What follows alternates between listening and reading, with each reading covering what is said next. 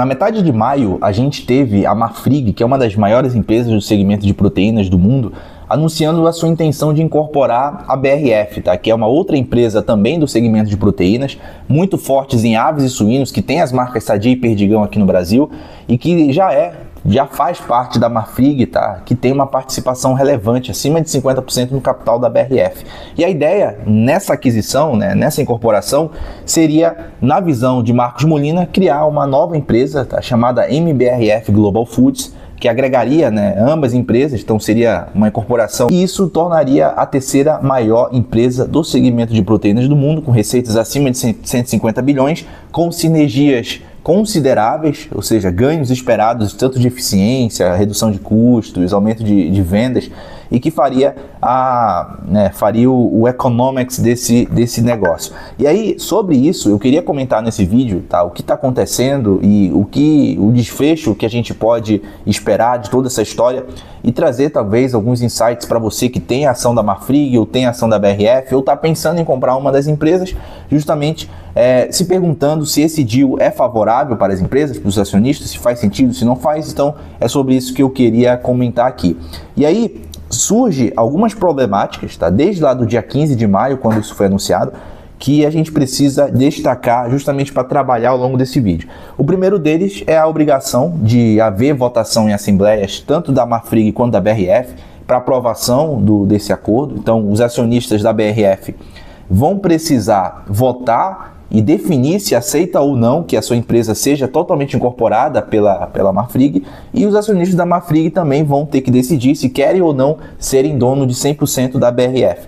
Só um ponto de observação: a Marfrig e a BRF, elas são empresas listadas, então se o deal avançar, a BRF vai deixar de existir em bolsa e vai se tornar dentro do próprio conglomerado da Marfrig, dentro do próprio ticker da Marfrig, ou seja, a gente vai ter uma única empresa sendo listada.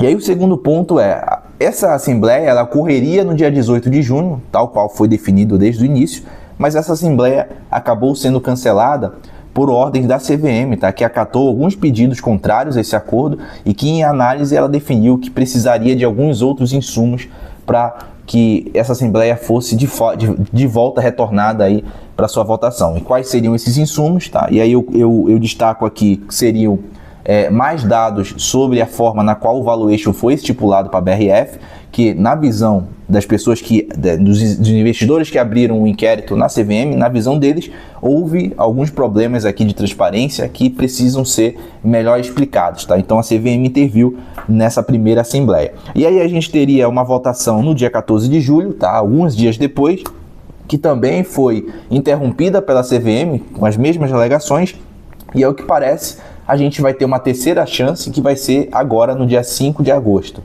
E além disso, tá, o CAD, que era dos grandes gatilhos que precisavam ser superados para que esse deal avançasse, ele já deu, tá, o aval positivo para essa fusão. Ele não encontrou nenhum tipo de problema em termos de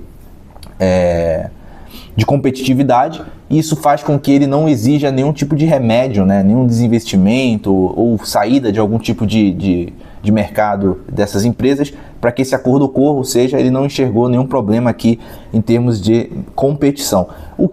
E aí vem a outra pauta, né, que é a Minerva, que é uma outra empresa do setor de proteína, que é também listada em bolsa, e ela entrou recentemente no CAD pedindo uma reanálise, justamente alegando alguns problemas de competição, só que em segmentos de carne processada, tá? Então aquela almôndega da Sadia, aquela linguiça defumada da Perdigão. Então esses produtos mais processados, segundo a Minerva, eles poderiam sim ser prejudicados caso o deal avançasse, e aí, na visão da Minerva, precisaria haver alguns tipos de remédios contrários. Além disso, a Minerva também chamou um ponto em atenção, que é a presença de um fundo, tá? Um fundo árabe chamado Salik, que é um fundo soberano da Arábia Saudita, que tem participação tanto na Minerva como também na BRF, tá? E esse fundo seria depois do esquema acionário da nova empresa, ele teria mais ou menos 10% de participação. Então seria um fundo, né, um acionista com muita relevância dentro da nova empresa. E segundo a Minerva, isso aqui poderia representar algum tipo de conflito de interesse. Então foi esses os desdobramentos que a gente teve logo após, né, o evento do fato relevante dessa incorporação. Mas para a gente continuar, eu só quero me apresentar. Eu me chamo Reidson Matos, eu sou economista e estrategista de investimentos. Esse aqui é o meu canal. Se você caiu aqui de paraquedas, cara, considera curtir esse vídeo, compartilhar com seus amigos e principalmente se inscreve nesse canal. Ativa o sino das notificações. Eu sei que se inscrever não vai te custar nada, mas para mim vai me manter vivo aqui, fazendo com que o YouTube torne meu conteúdo ainda mais relevante. Então, vamos lá, vamos continuar com o vídeo. E aí, o que eu entendo que pode acontecer e quais os desdobramentos, tá, desse acordo? Eu vou deixar aqui em anexo, aqui na nossa descrição, um relatório que eu escrevi dias após a primeira fato relevante da incorporação, onde eu menciono, né, algumas características e alguns potenciais que podem surgir a partir dessa junção de negócios, tá?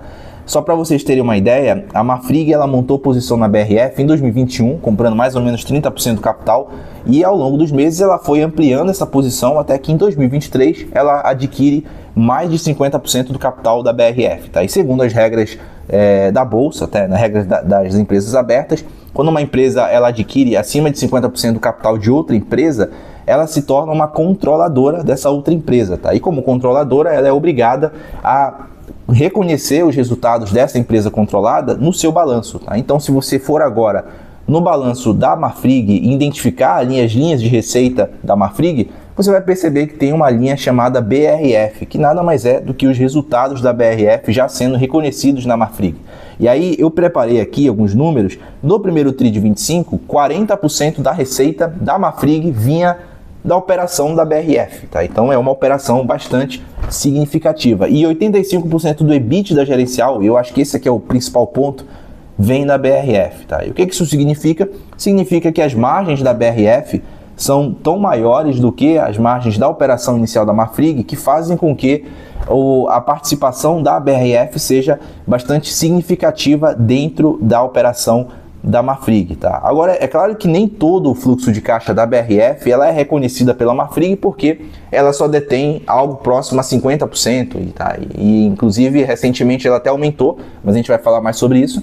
Mas como ela tem apenas 50% da receita, tá? Ou seja, dos resultados da BRF, ela, apesar dela reconhecer 100%, ela devolve o restante para os verdadeiros donos, que seriam os acionistas minoritários, tá? Que aí é lá dentro da BRF. Mas a gente tem que entender que a Marfrig ela já é dona, né? Ela já é controladora da BRF há vários anos, tá? E essa posição, inclusive, permitiu que o Marcos Molina, que é o fundador da Marfrig, se tornasse presidente do conselho da BRF, tá? Isso em 2022.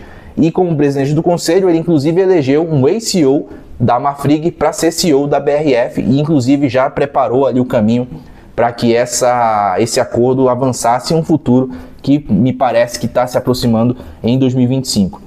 E aí, para vocês entenderem, tá? Antes da Marfrig ser dona da BRF, a gente tinha um outro fundo chamado Tarpon, que era um fundo que já tinha posição há alguns anos e que a sua gestão foi minimamente, como a gente pode mencionar, foi tanto quanto desastrosa, né? Se a gente repara os resultados da BRF nesses anos antes de 2021, claramente eram resultados que perderam competitividade em termos de produto, foi bastante emblemático no sentido de estoques, aumentos de estoques, ciclos operacionais muito altos, resultados com margens muito baixas, e isso culminou em 2022 em uma queda bastante significativa da ação, que foi inclusive o que Marcos Molina se aproveitou para montar sua posição na Marfrig. Então, a Marfrig ela é uma empresa que historicamente já faz parte do cotidiano da BRF e que inclusive teve um êxito muito forte à frente dessa empresa. E aí, nesse relatório, eu cito, né, que ela conseguiu reverter basicamente a maior parte das variáveis que foram alteradas pela Tarpon.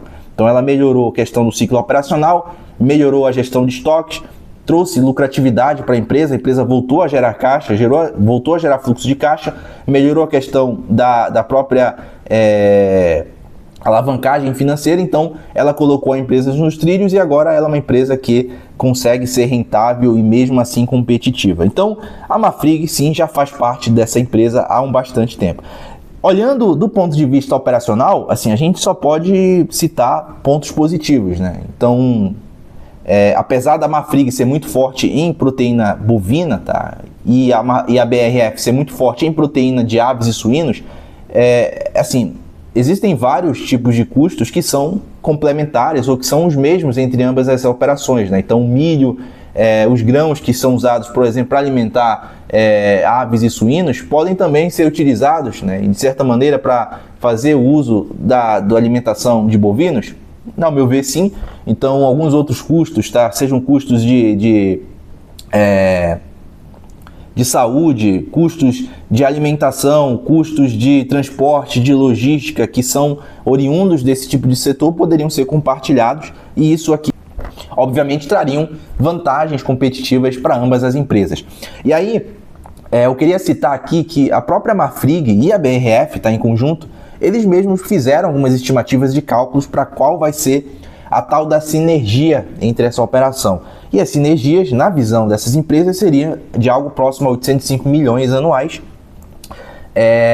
que nas minhas contas, tá, fazendo ali uma estimativa, né, meio que aquela conta de padeiro, trazendo esses 805 milhões que seriam conquistados de aumento de receitas, tá, seja pelo uso de cross-sell, upsell entre diferentes produtos, e também redução de custos e despesas, tá? E aqui eu faço uma conta e no relatório eu estimo que isso aqui representaria algo próximo a 360 milhões anuais de EBITDA, que é uma variável de caixa em si gerada na operação, e isso seria bastante relevante. Além disso, a empresa ela estima um ganho fiscal bastante representativo, tá? E algo próximo a 3 bilhões de reais em ativos fiscais. E é até fácil de entender, né, já que são operações que ocorrem em diferentes estados e também tem muita cobrança de ICMS e outros impostos aqui. Então, se você tem elas na mesma jurisdição ou no mesmo grupo econômico, você consegue manter aqui você consegue fazer alguns ajustes que são, inclusive, muito importantes para você reduzir o impacto na alíquota do imposto. E isso aqui tem inclusive a empresa estima que se o VPL desses ativos fiscais chegariam a 3 bilhões, o que, fazendo uma conta sobre o market cap dessas empresas combinado, seria mais ou menos 6% do market cap só nesse recurso, né, nesse ganho fiscal que elas manteriam caso a empresa, né, caso o deal avance e ela se torne uma empresa única. Porque a gente precisa entender que, embora a Marfrig seja controladora da BRF, com 50% de capital, ela ainda não tem, né, os ativos, as empresas ainda são duas empresas independentes. Ou seja, os ativos da BRF permanecem sendo operados pela BRF e os ativos da Marfrig permanecem sendo operados pela Marfrig, e não há essa conexão, tá? Não há esse uso mútuo, não há essa junção de negócios que fariam justamente essas sinergias aparecerem. Então, olhando em perspectivas, tá? Olhando a combinação de tudo isso aqui, esse acordo ele pode fazer com que esses ativos que hoje estão separados se juntem, e essa junção de negócios, tá? De estruturas, de melhoria de custos, vão fazer com que esse acordo se torne positivo para ambas as empresas. Tá? A gente precisa lembrar que o setor de proteína, tá? Que esse setor de alimentação, ele é um setor bastante escalável, tá? Onde a escala é muito importante. É um setor que depende muito de investimentos, seja de manutenção ou mesmo de expansão, e é um setor que depende bastante de condições climáticas, condições geográficas e até mesmo políticas. Por exemplo, a gente pode citar mudanças no clima que fazem com que as chuvas se dissipem em algumas regiões e sejam mais abundantes em outras. Isso aqui pode impactar, por exemplo, a criação de gado, e também questões políticas envolvendo tarifas, envolvendo licenças de exportações, envolvendo inclusive questões sanitárias como a gripe aviária, que surgiu recentemente e que é oriunda dessa região, mas que pode não ser, por exemplo, não pode ser encontrada, por exemplo, no Paraguai, ou na Bolívia, ou nos Estados Unidos, ou na Austrália. Ou seja, quando você consegue diversificar geograficamente a tua operação, você consegue se tornar mais competitiva e inclusive mitigar efeitos aí que possam surgir ao longo desse caminho, seja de questões climáticas ou mesmo políticas ou sanitárias. Então tudo me parece positivo para o acordo. Essa nova empresa, a MBRF Global Foods, na minha visão, seria uma empresa muito mais forte, muito mais competente naquilo que ela conseguiria fazer e com muito mais capacidade de se tornar uma líder global, que, a minha visão, ela já é. Então, por que houve então esse cancelamento na CVM?